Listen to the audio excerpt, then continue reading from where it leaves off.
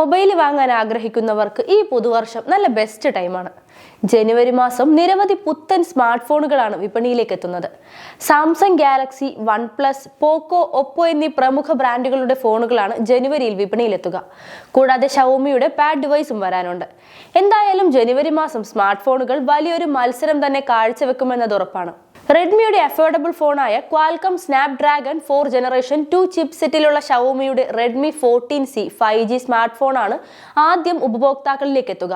ജനുവരി 6-ന് ഇത് വിപണിയിലെത്തുമെന്നാണ് വിവരം. 6.88 inch 120 hertz display വരുന്ന ഫോണിന് 5160 mAh ബാറ്ററിയും 18 വാട്ട്സ് ചാർജറും ഉണ്ടാകും. One plus 13, one plus 13R എന്ന രണ്ട് ഫോണുകളാണ് വൺ പ്ലസ് 13 സീരീസിൽ നിന്ന് ജനുവരി 7-ന് വിപണിയിലെത്തുക.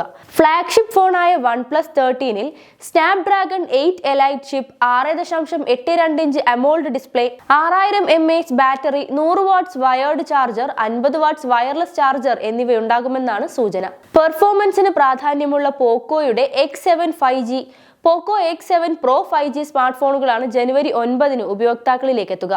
ഇതിൽ 6.66 ഇഞ്ച് ഡിസ്പ്ലേയിൽ എത്തുന്ന X7-ൽ MediaTek Dimensity 7300 ultra chip, 5110 mAh battery, 45 watts charger എന്നിവ പ്രതീക്ഷിക്കാം. 6.83 ഇഞ്ച് ക്വാഡ് കർവ്ഡ് അമോൾഡ് ഡിസ്പ്ലേയുമായി ഓപ്പോയുടെ മിഡ് പ്രീമിയം റെനോ 13 സീരീസും ജനുവരിയിലെത്തും. റെനോ 13 പ്രോയിൽ മീഡിയാടെക് ഡൈമെൻസിറ്റി 8350 ചിപ്പാണ് ഉൾപ്പെടുക. 80 വാട്ട്സ് വയേർഡ്, 50 വാട്ട്സ് വയർലെസ് ചാർജറോടെ 5800 mAh ബാറ്ററി.